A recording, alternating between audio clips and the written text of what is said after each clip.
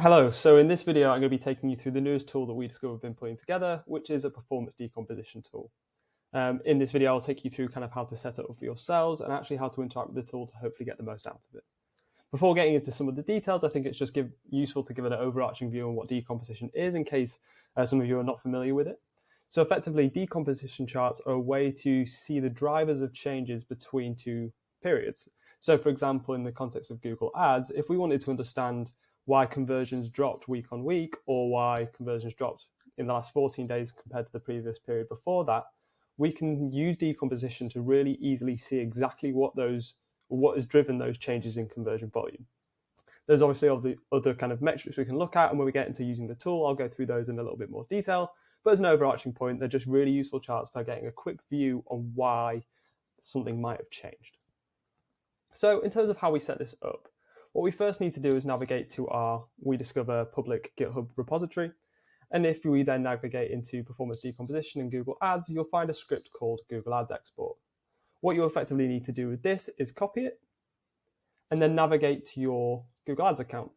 So if you've never implemented a script before, what you need to do is go to Tools and Settings, Scripts, and this will take you to this interface where you just need to add a script, new script, and it should bring up this blank template where you're able to actually paste the script that you've just copied from our GitHub repository. So this sometimes takes a couple of seconds to load, so while we just wait for this to load, shouldn't be too long now. Here we are. What I need to do is copy this script in, and then if I scroll to the top of the script, you'll notice there are a few general configurations that you might want to put together. So this is where we now need to go to the templated Google Sheet and create a copy. So if we go to this template, File, Make a Copy, you can name this kind of whatever you want. So let's just say test, and then you can save it to the specific folder you want to. So I would recommend saving it to your drive, your company folder, whatever makes sense to you. So I just hit cancel there. I have a demonstration one here. So if I just copy this URL at the top, navigate back into my Google Ads account, and then paste that URL just as is from the bar into this spreadsheet URL, you should then be good to go. If you do want to kind of specifically use certain accounts within, for example, an MCC, or you want to exclude certain accounts from being able to be accessed in this decomposition, you can do that here by adding the IDs in a list similar to one shown here. So once that's all done, what you'll need to do is kind of preview the script. That'll probably then ask you to authorize it. So if I just hit authorize, I'll need to authorize kind of the script to be able to access it. Fairly standard practice if you've ever used Google Scripts before. And then the next time I run this or preview this, I'm able to actually export the data. So for the sake of this example, let me just put the script name as test decomposition and hit save. So now I've done that, if I just go back to my scripts, you should see test decomposition is one of these scripts we can now use. And I'm able to then schedule this on a daily basis, a weekly basis if I want to. And what this is effectively doing is exporting the data from Google Ads into this Google Sheet, which enables you to then interact with it and create specific performance decomposition charts.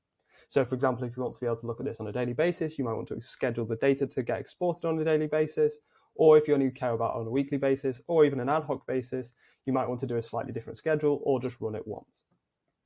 So once that's all set up, you just then need to navigate to your new copy of your Google Sheet. So in this instance, I've already got one set up that has all the data in the background.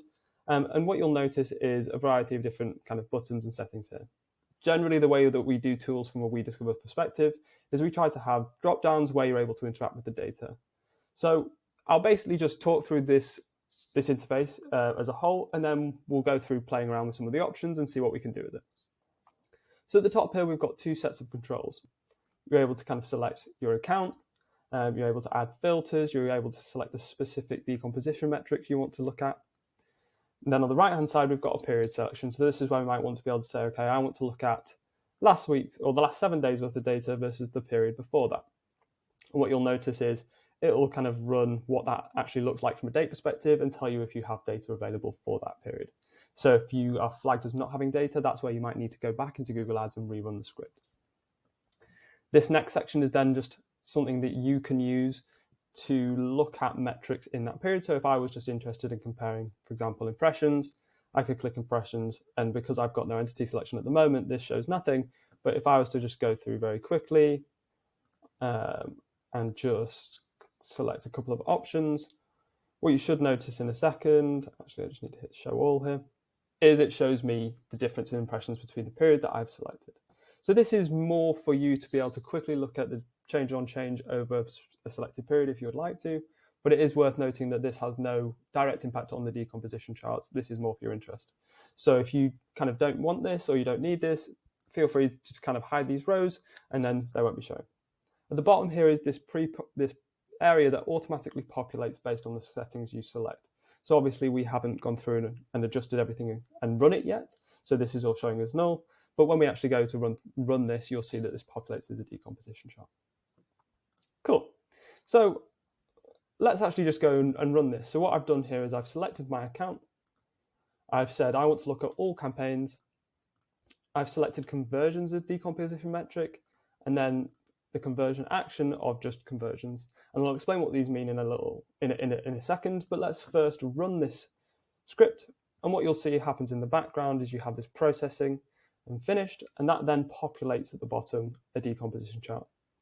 So what we're seeing here is for a simple view of conversions of the last 7 days versus the previous 7 days before that, we're getting a decomposition chart which just shows what is driving those changes in conversions. So what we're saying here is each of these kind of areas is isolating how that area has affected the overall conversion. So for example, if we were to isolate just impression share or the change in impression share, we're saying based on our change in impression share, we would have expected or seen an uplift of 62 conversions. And what we can see very easily here is, okay, our impression share improved, but because of our conversion rate dropping more significantly, our overall change in conversions dropped. So you see this initial, which is the very first week or the previous period, and then the subtotal, which is the last 7 days. Cool. So we can then play around with adjusting this and changing things, and equally I can add in some different metrics here. So I can say, okay, what would the change in clicks? What did conversion rate look like? And we can see here clearly that that change in conversion rate was significant, and again it's shown here as well. And we can also play around with days. So let's say I want to see last week versus the period before that. This should automatically update these dates. And then it also automatically updates this decomposition at the bottom. So you can see this kind of changes depending on the filters you obviously have. If you wanted to compare a period to a slightly different previous period, you can choose previous period -1 or previous period -2. So in this context, if last week is our period, previous period is obviously the week before that, and then period -1 is the week before that. So you're able to play around with the exact dates you're looking at. But if I was just to change this, you'll see that these dates change, and you can see what the comparison is versus the initial. So we're saying the initial here is the 15th to the 21st of August, and then the comparison is last week, so not 29th of August through to the 4th of September. Cool. So that's how you kind of play around with dates. You're also able to do custom dates and all of these different defaults. In terms of the entity, obviously in my instance, I've only got a single account, but let's say I want to only look at campaigns that contain brand. So in this example, I have a very simple campaign naming convention where I've just got brand contained within it if there is just brand. And what you'll see here is this has changed the way the decomposition looks at the bottom. The overall volume has dropped because obviously we're not looking at all campaigns, and the way that the decomposition looks is different. This also updates impressions, clicks, conversion rates, etc. So you get to see this all flow through. So if I just navigate back to show all, the only other kind of options you have are the decomposition metric and the conversion action. If we start with the decomposition metric, what this is effectively showing is the different ways that we can manipulate the data to look at different things depending on what we want. So for example, if for your specific instance, cost per acquisition is most important, if I just select that and then rerun it, what you should notice is that this then changes the way that the decomposition is actually put together.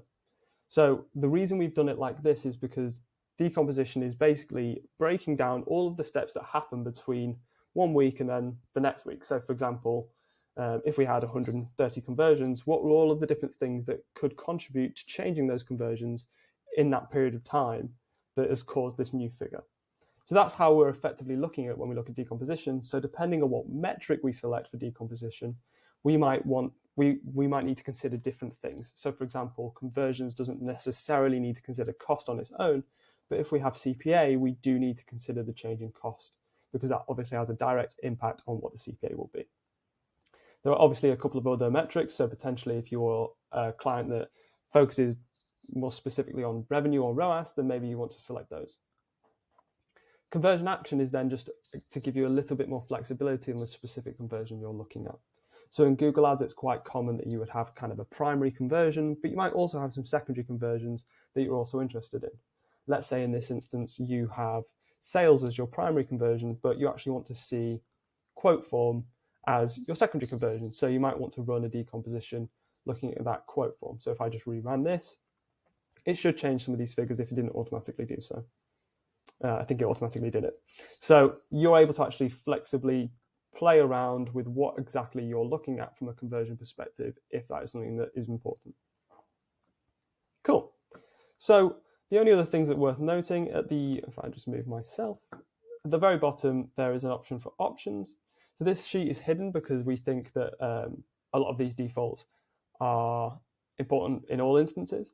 But if there was a specific situation where you said, actually, we are not a revenue-based business, we don't necessarily want to, or from a Google Ads perspective, we're not a revenue-based business, we don't really care about seeing conversion value and ROAS in that dropdown, you are able to remove them here if you would like to, but we probably wouldn't recommend doing that just because it's nice to have that flexibility. And also in some of these kind of instances, this is getting auto-populated based on the data. So just be careful with playing around with options, but if you do really want to get rid of some of these hard-coded figures, then you can do. But yeah, just be cautious, I guess, when doing something like that. Great. So that's kind of how you play around with decomposition, and that's how you use the tool we've put together. I think the main takeaways are just make sure that you copy a template of the script, otherwise everyone will be able to kind of see the data if you're populating it into the template. And also make sure that you've got the schedule set up as you want in Google Ads, because if you want this data to always be kind of populated and always be usable, then you might want to have that schedule in place so that it's always working. Please let us know or reach out via this kind of email at the bottom here if you do have any feedback or concerns, and we'll be more than happy to try and help you out. Great. I hope that video was useful, and thanks for taking the time to watch it.